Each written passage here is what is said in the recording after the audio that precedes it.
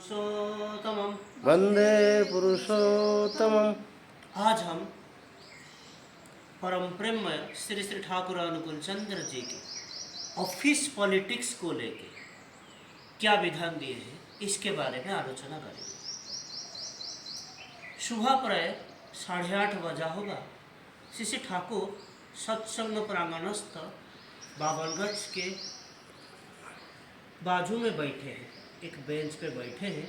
चतुर्दिग लोकारण्य सभी के दृष्टि उनके ऊपर निबद्ध। श्री श्री ठाकुर सहास्य बदन में सभी के साथ बातें कर रहे हैं।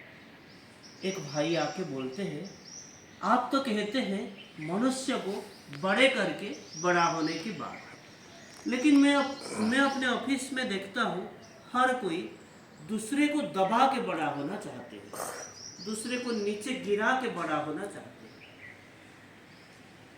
श्री ठाकुर बोलते हैं, अगर योग्यता नहीं रहता है तब दूसरे को दबा के बड़ा होना संभव भी नहीं होता।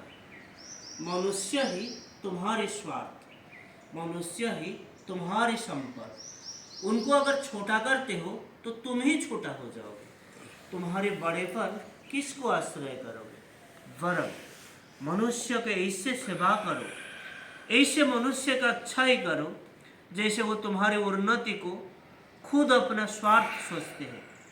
मनुष्य को अगर अपनार बना सकते हो, अपना बना सकते हो, और तुम्हारी योग्यता अगर रहता है तो तुम्हारे उन्नति के लिए और सोचना नहीं होगा। फिर वो भाई बोलते हैं, जो लोग खुशामद करना जानते हैं, बड़े बाबू को जो लोग खुश कर पाते हैं, उन लोगों के उन्नति होना दिखाई देता है। श्री ठाकुर बोलते हैं, बड़े बाबू को खुश करना कोई बुरी बात नहीं है। सिर्फ बड़े बाबू क्यों है, ऊपर नीचे सभी के साथ, अपने सहकर्मियों के साथ ऐसे व्यवहार करना चाहिए जैसे हर कोई आप्यायित होते हैं, तृप्त होते हैं, संतुष्ट होते हैं, खुश होते हैं। और इसके लिए खुशामद करने की जरूरत नहीं, लेकिन सभी के गुणग्राही होना होगा। इसके द्वारा अपने चरित्र में उन्नति होता है। मनुष्य को अगर अपना बना सकते हैं, ये मनुष्य का एक बड़ा गुण होता है। चाहे नौकरी हो, व्यवसाय हो, जाजन हो, जो कुछ भी क्यों करो, जो कुछ करो ना क्यों, सर्वत्र ये प्रयुज्य होता है। और मनुष्य को अपनार करने के लिए जाकर खुद अपने आदर्श को लेकिन विसर्जन देने से नहीं होगा। आदर्श होते हैं मंगल के निदान। तुम जितना आदर्श निष्ठ होगे उतना मंगल के अधिकारी होगे। दूसरों को जितना आदर्श में अनुप्राणित कर पाओगे उतना ही उन लोगों के मंगल होगा। और तुम्हारे संस्पर्श में आके अगर मनुष्य मंगल के अधिकारी नहीं हुआ तो फिर कभी भी कोई भी कैफियत काम नहीं करेगा। तुम जितना मिष्ट व्यवहार क्यों ना करो, तुम्हारे व्यक्तित्व में कोई दाम नहीं रहेगा उनके निकट। इसीलिए कहता हूँ, अगर अच्छा चाहते हो तो खुद इष्ट के पथ पे परिचालित हो, इष्ट के पथ पर चलो और दूसरों को इष्ट पथावलंबी करो। नहीं तो इसे ऊपर उठा के ऐसे करके कुछ लाभ ही नहीं होगा। और ये याद रखो, 2 रुपया पाने से सब कुछ हो नहीं गया। अगर तुम्हारे चरित्र उन्नत नहीं हुआ है, तुम्हारी योग्यता नहीं बढ़ा है, तुम्हारी योग्यता अग्रसर नहीं हुआ है, वर्धनशील नहीं हुआ है, और मनुष्य तुम्हारे द्वारा उपकृत नहीं हुआ है, तो तुम्हारा कुछ भी नहीं हुआ है। मनुष्यत्व, चरित्र, बोध, योग्यता के दृष्टि से स्वपारिपार्श्विक जितना बढ़ उठेगा उतना ही तुम बड़े होगे।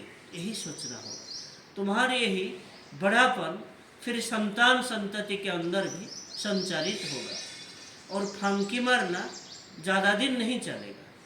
फिर वो भाई बोलते हैं, नहीं मैं थोड़ा उचित बातें बोलता हूँ, इसीलिए मेरे साथ किसी का जमता नहीं। श्री ठाकुर बोलते हैं, उचित बात का मतलब क्या जानते हो?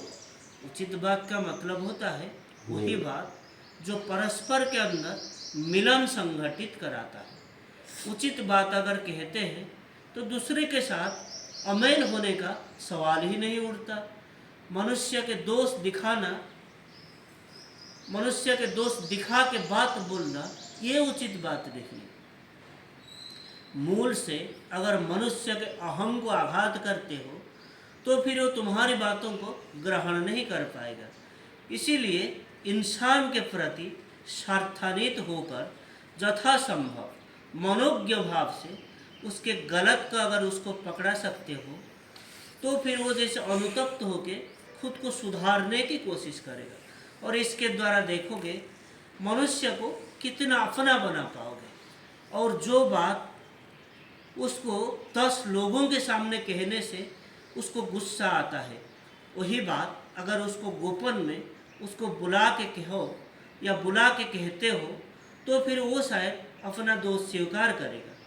मनुष्य को लेके चलने के लिए, मनुष्य के अच्छाई करने के लिए अनेक बोध, विवेचना, सहय शक्ति, धैर्य शक्ति और प्रीति के अधिकारी होना पड़ेगा, नहीं तो मनुष्य अर्जन नहीं कर पाओगे। जो मनुष्य अर्जन कर सकता है, अर्थोपार्जन करना उसके लिए कोई बड़ी बात नहीं है।